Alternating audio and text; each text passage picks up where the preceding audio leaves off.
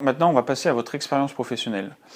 On voit un petit peu de tout et on a beaucoup d'avis sur ce côté-là. Il y a des personnes qui préfèrent séparer on va dire les compétences par rapport aux expériences et mettre, par exemple, si vous avez fait un métier de secrétaire ou un autre métier et que vous voulez mettre, j'ai mis l'accueil, la prise de rendez-vous, la gestion d'agenda à part de vos expériences professionnelles parce que vous avez fait ce métier-là dans plusieurs entreprises. Ça vous est propre. Vous pouvez faire ce fonctionnement-là.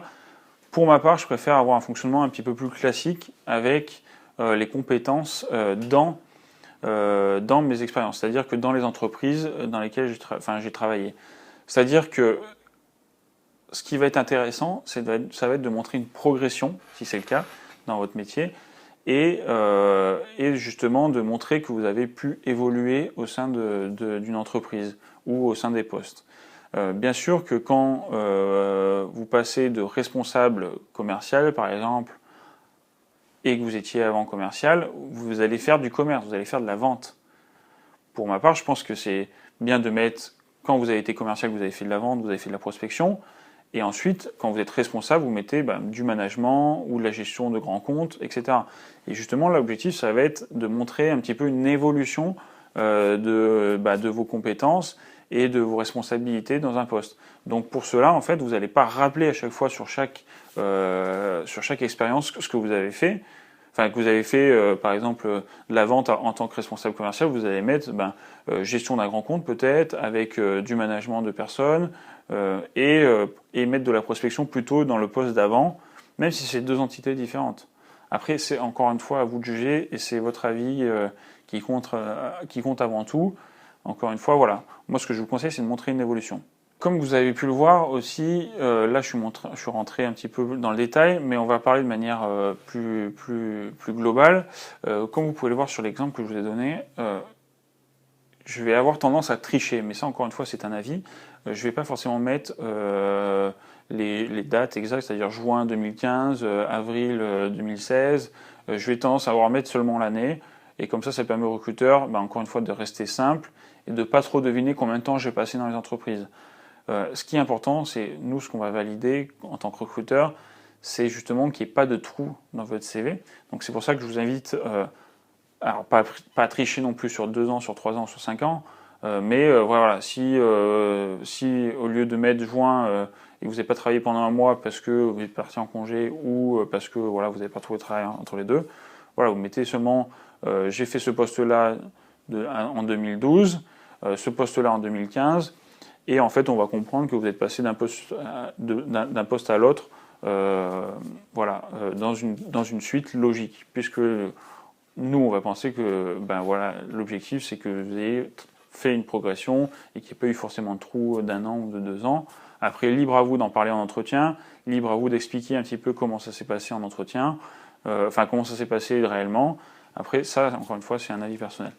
Ensuite, pour ma part, j'ai préféré mettre les entreprises en premier. C'est-à-dire qu'au lieu de mettre assistante RH ou secrétaire, et après le nom de l'entreprise, j'ai préféré mettre l'entreprise en premier. Parce qu'effectivement, si vous le voyez dans l'exemple dans lequel j'ai mis Michelin, parce que Michelin, c'est une entreprise connue et qui, pour certaines entreprises, va avoir une certaine connotation plutôt positive, je pense. C'est pour ça que je préfère mettre les entreprises en avant quand c'est le cas, puisque ce sont des entreprises connues. Justement, quand c'est des entreprises peu connues, vous verrez que j'ai décrit un petit peu l'entreprise brièvement. Par exemple, pour le cas de Robert Walters, qui est un cabinet de recrutement, donc, notamment dans lequel j'ai travaillé, j'ai mis cabinet de recrutement, spécialisé, etc. L'objectif, ça va être de vous mettre en avant. Et donc, ça va être aussi de mettre en avant les entreprises dans lesquelles vous avez travaillé.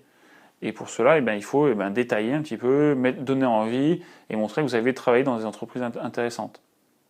En tout cas, je l'espère.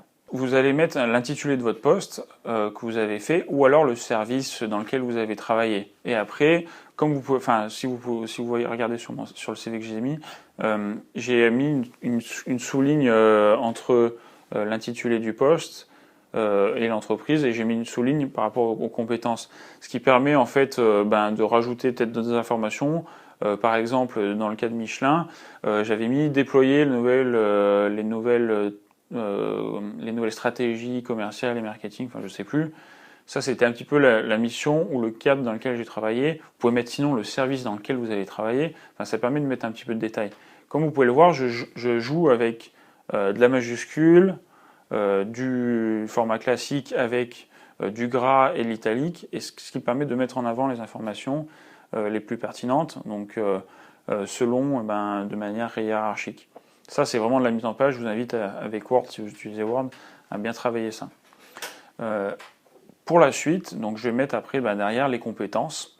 Et comme je vous l'indiquais, les compétences, on va les mettre de manière, alors dans ce cas-là, progressive, enfin en partant de vos plus grosses responsabilités aux responsabilités les plus petites, puisque logiquement, quand vous avez commencé, vous aviez moins de responsabilités ou moins de tâches intéressantes. Enfin, c'était peut-être intéressant, mais on va dire que pour le poste, il faut mettre en dernier les tâches les plus importantes. Surtout si vous avez fait du management ou que vous avez encadré des personnes, même si vous avez encadré des stagiaires, si vous avez encadré, voilà, vous avez été responsable de plusieurs agendas. J'ai été responsable de plusieurs agendas. Voilà. Ce qui est important, c'est de montrer une progression. Dernière chose, pour ma part, à notre avis, et je trouve que c'est une chose qui est primordiale, c'est hyper important de chiffrer ou de quantifier votre travail. Il y a une différence entre répondre au téléphone et avoir 10 appels par jour et gérer 100 appels par jour. Il y a une différence entre manager une personne et manager 10 personnes ou 50 personnes. Il y a une différence entre avoir un portefeuille client de 5 personnes et de 100 personnes. Il y a une différence dans plein de choses. Si vous pourrez le revoir dans le cours de communication où justement, quand on vous dit pour vous c'est quoi rouler vite, pour certains ça va être 50, pour d'autres ça va être 100, pour d'autres ça va être 200. C'est pour ça que ça va être important de quantifier et de dire j'ai fait de la sélection de CV, par exemple dans mon cas, j'ai fait une sélection de 30 à 40 CV par jour. Je le quantifie, ça permet aux recruteurs de voir un petit peu l'amplitude des tâches que vous avez sur lesquelles vous avez pu travailler.